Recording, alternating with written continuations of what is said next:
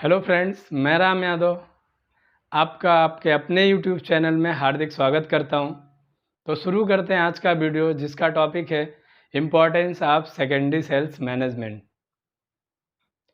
तो किसी भी प्रोडक्ट के सक्सेस होने में सेकेंडरी सेल्स मैनेजमेंट कितना इम्पॉर्टेंट है, इसके बारे में हम लोग आज डिटेल से डिस्कस करेंगे।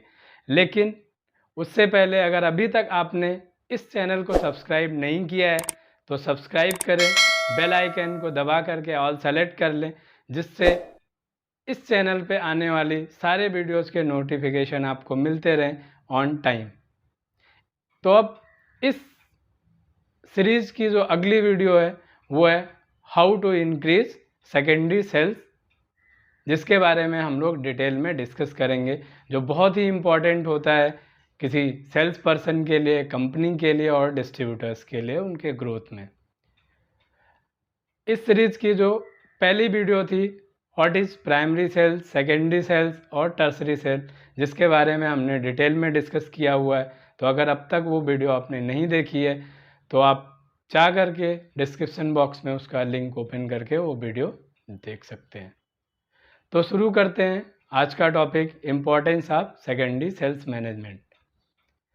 सेकेंडरी सेल्स मैनेजमेंट किसी भी प्रोडक्ट के कमर्शियल कम्युनिटी के सेल्स लाइफ साइकिल का बहुत ही इम्पॉर्टेंट एस्पेक्ट है, specially for new product launch के लिए। अब यहाँ पर हम वो उन इम्पॉर्टेंट स्टेप्स के बारे में डिस्कस करेंगे जो सेकेंडरी सेल्स मैनेजमेंट के अनिवार्य पार्ट बनाते हैं किसी भी एफएमसीजी सेल्स की जो रणनीति होती है, स्ट्रेटजी होती है, उसको बनाने में। तो पहला जो स्टेप होता है वो है कवरेज एंड प्लेसमेंट। किसी भी प्रोडक्ट का अगर हमें सेल्स ग्रोथ बढ़ाना है तो जो सबसे इम्पॉर्टेंट पार्ट होता है या स्टेप होता है कि उस प्रोडक्ट का रेगुलर बेसिस पे न्यू आउटलेट पे प्लेसमेंट करना, जिससे न्यू आउटलेट और मार्केट कवरेज को हम बढ़ा पाएँ। एग्जाम्पल के थ्रू जानते हैं कि एक डिस्ट्रीब्यूटर है जिसके पास दो टाइप के प्रोडक्ट हैं, ए और बी। जो ए है उसका जो प्लेसमेंट है वो 500 आउटलेट्स पे है, लेकिन जो बी प्रोडक्ट है उसका प्लेसमेंट ओनली 50 आउटलेट्स पे है। तो आप देख सकते हैं कि जो बी प्रोडक्ट है उसके 450 आउटलेट पे प्लेसमेंट की संभावनाएं अभी भी बनी हुई है।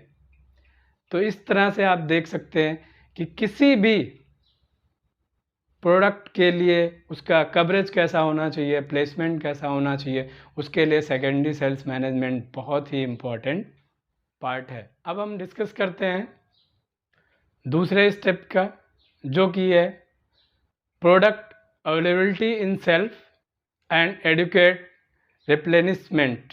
यानी किसी भी प्रोडक्ट की सेल्फ में उपलब्धता कितनी है और उस प्रोडक्ट का जो पुनः पूर्ति पर्याप्त में हो रहा है, पर्याप्त मात्रा में हो रहा है कि नहीं हो रहा है।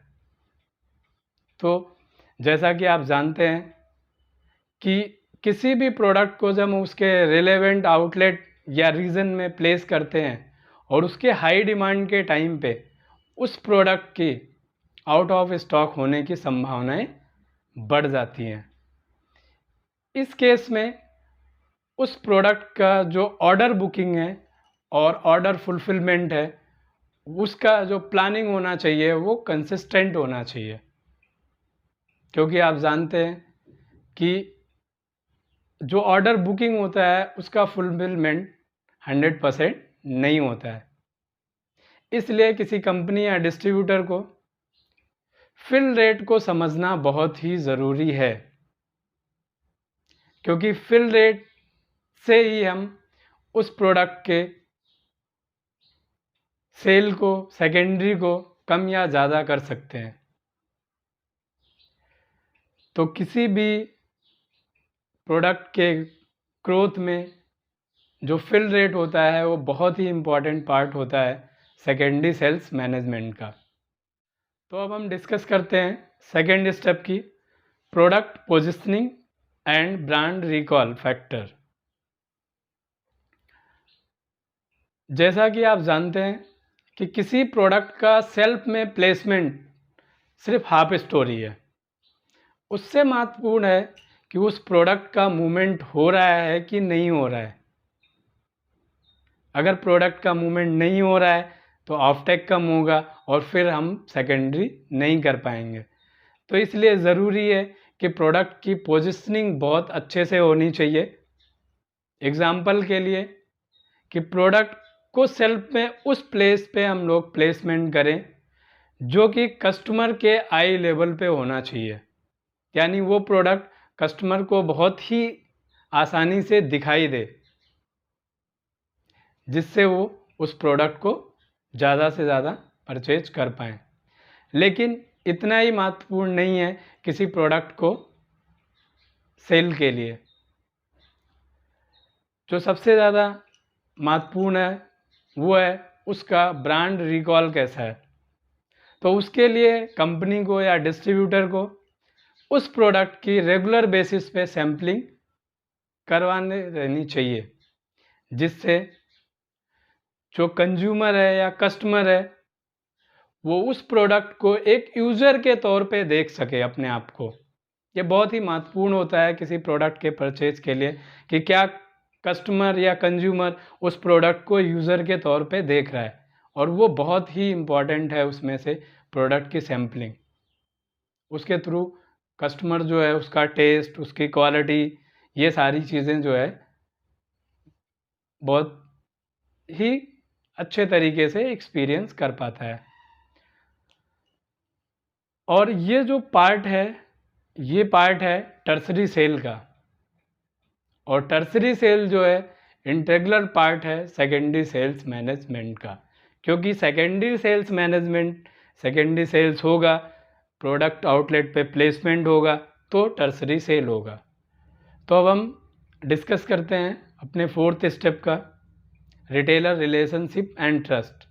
पिछले जितने भी स्टेप हमने डिस्कस किए उसके सही तरीके से पालन करने के बाद भी ये गारंटी नहीं है कि उस प्रोडक्ट की सेल जैसी हमने प्लानिंग की थी उसके अकॉर्डिंग हुई, क्योंकि किसी प्रोडक्ट के सेल करने में बहुत ही इम्पॉर्टेंट इन्फ्लुएंसर होता है रिटेलर या शॉपकीपर।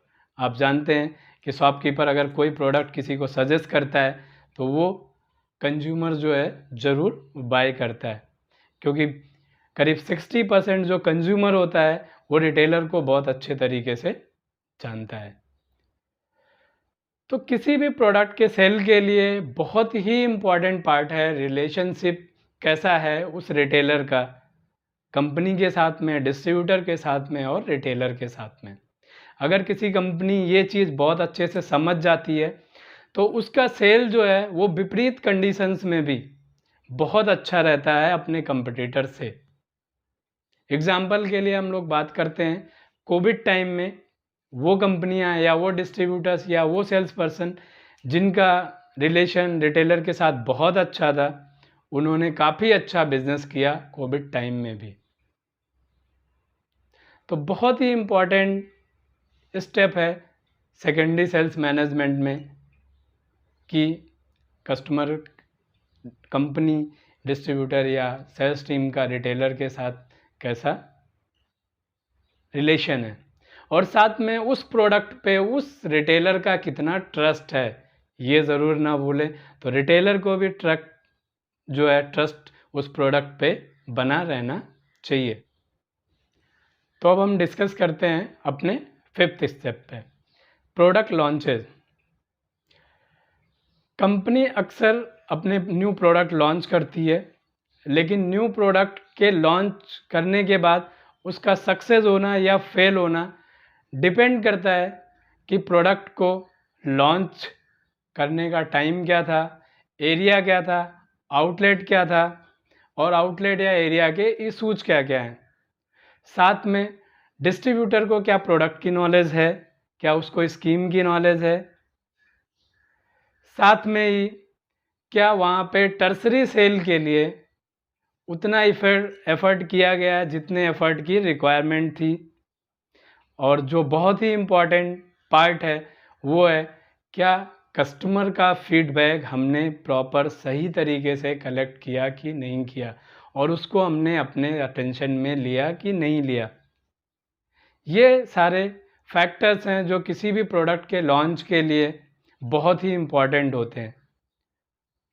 और हम एक इफ़ेक्टिव सेकेंडरी सेल्स मैनेजमेंट के द्वारा जो ये नेगेटिव्स हैं इनको हम दूर कर सकते हैं और प्रोडक्ट को लॉन्च या रीलॉन्च कर सकते हैं, और उसको सक्सेसफुली जो है उस प्रोडक्ट को हम रन करा सकते हैं। तो ये थे आज के 5 स्टेप सेकेंडरी सेल्स मैनेजमेंट के, जिसके थ्रू आपने जाना कि कितना इम्पॉर्टेंट है किसी प्रोडक्ट को फेल होने में या सक्सेस होने में सेकेंडरी सेल्स मैनेजमेंट।